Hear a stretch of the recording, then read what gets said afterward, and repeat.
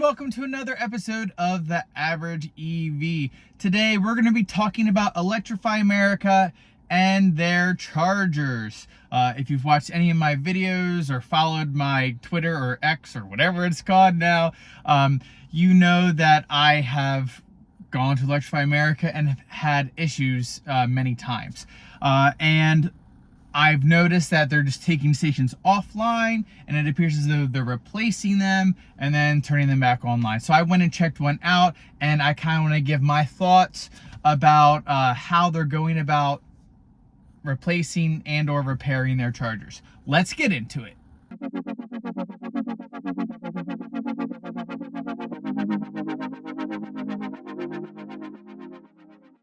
All right, everybody, so I was on the internet and I saw that Electrify America was taking stations offline, and I was like, okay, I wonder what they're doing there. So I went into the Plugshare app, and on the Plugshare app, Electrify America had a notice saying that they're taking the charger off this day so that they can basically replace them, which is good. I am a little confused because when you go to the Electrify America app, it says that it's offline, but it doesn't say the reason. So Electrify America, if you're watching this video, I just think it'd be really good and clear communication that if in the app you put the same message that you have in Plugshare, the station's being taken offline this day to be replaced to improve your overall experience. You can expect it this day. And I just think that communication would go a long way with your customers.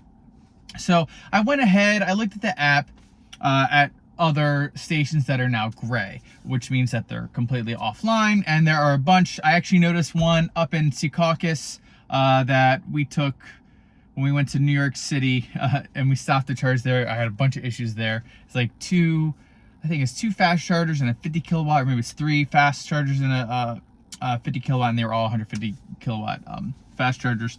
Anyways, that charger was kind of a mess when I was there, and like people were idling, and it was a nightmare. Anyways, that one's offline, so I suspect that they're doing the same thing that they're doing, I guess, right now at the Clarksburg Premium Outlets, that they're doing there at that Walmart in Secaucus and any other stations that are offline right now. So this brings up a really interesting topic, point, whatever you want to say about it. So Electrify America has issues with their chargers, especially the Gen 2, Gen 3, whatever you want to call it, Signet, the ones with the gray exterior, where basically the power modules are failing, and because the power modules are failing, it's actually damaging the charger itself. So other components within the charger, I was able to kind of learn about that. And so basically what Electrify America is doing to not completely destroy the chargers is they're reducing the output, which is fine, except they're not really clearly communicating to customers why they're doing that. Now, I know because I know someone who talked to a tech, and the tech kind of told them probably more than they should have. But they're not communicating to everyone else who's going there, and they're just like, okay, well, I guess it's slow and I'm going to charge there.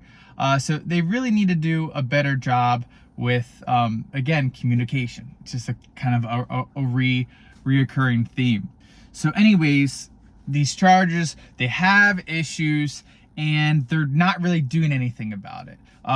If you follow any of my other social media, I recently went to the Richmond Electrify America station, and I had gone there back in February, had issues, reported it to Electrify America because I thought I was helping them so that they could repair them, so that when I went eventually on my vacation, that I wouldn't have any issues. But they didn't fix it. There are reports that there have been techs there. I'm not sure what the techs are doing, but nothing has really come of me reporting it and then putting in a work ticket, which is really unfortunate, because when I was at that station, there are 8 charging units, 2 350s, well, what should be 350s, and then 6 150, and then one of the 150s is a 150 CHAdeMO for Leaf or anyone else that uses the CHAdeMO. Anyways, the 2 350s have been derated to 50 since February, which is when I came. And then the 150s are slowly degrading. Most of them are now down to like 50 to 70 kilowatts for a 400 volt architecture vehicle. And then I think 2 chargers might be working at full or maybe like 80 to 90% capacity, which is really unfortunate. And what I witnessed, because I said that this was going to be an issue, is when people are taking vacations during the summer, there's going to be queues, and there doesn't need to be a queue.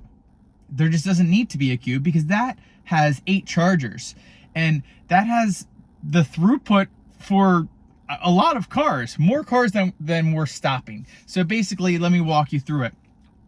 8 chargers, if they were all fully functioning with the vehicles that were there. Most of them were vehicles that charge decently fast, up to 80%, like less than 30 minutes.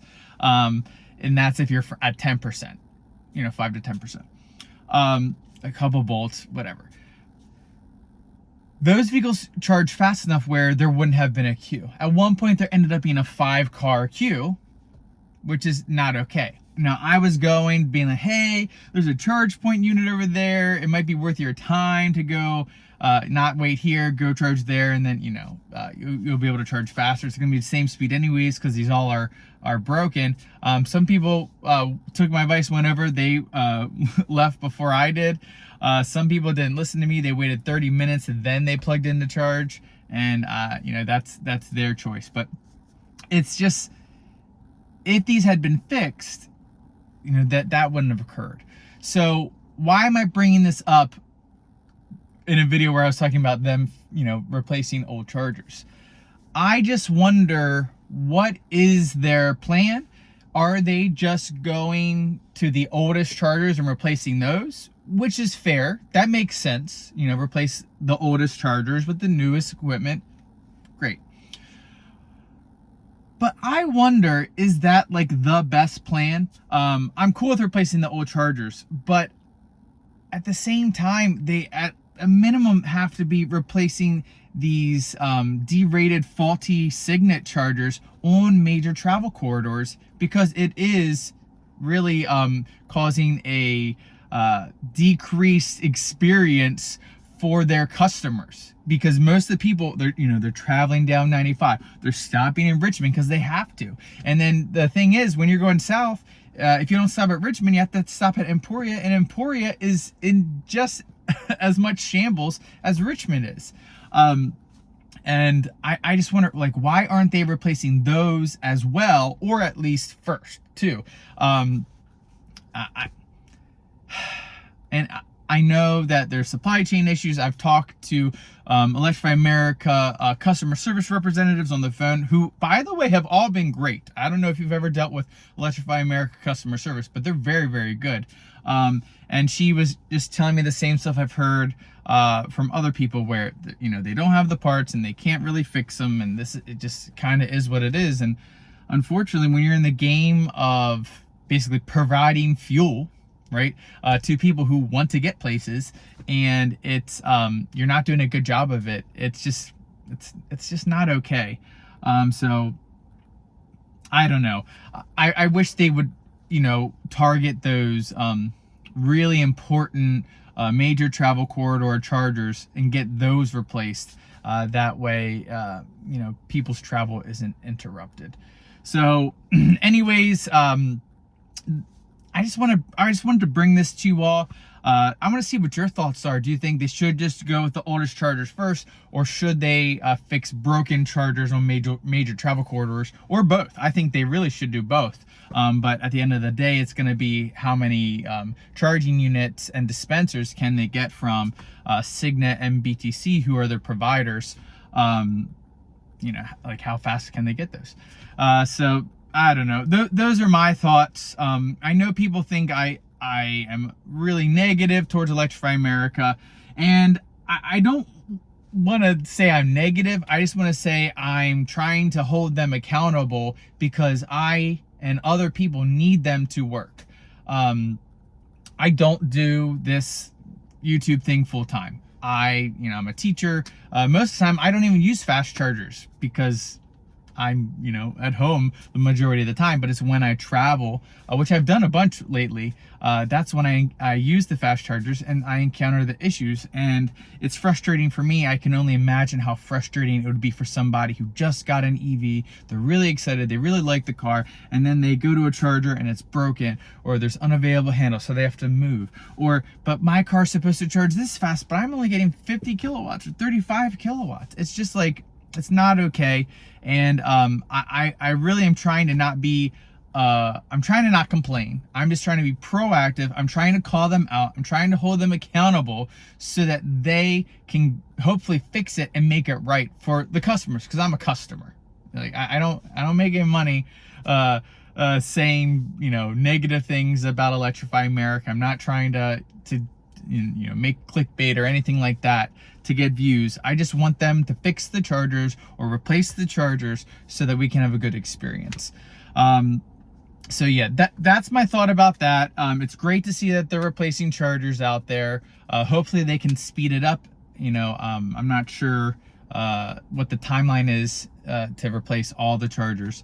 But hopefully we can get there. A lot of people know Tesla Supercharger Network is going to open up soon, and I'm sure Electrify America is going to want to hurry up to get their chargers working fast, because they are going to lose business to Tesla initially once the Supercharger Network opens. But hopefully they can get their network in a shape where they can just maintenance instead of have to constantly be replacing or taking phone calls from angry customers. So anyways, those are my thoughts. Thanks again for watching.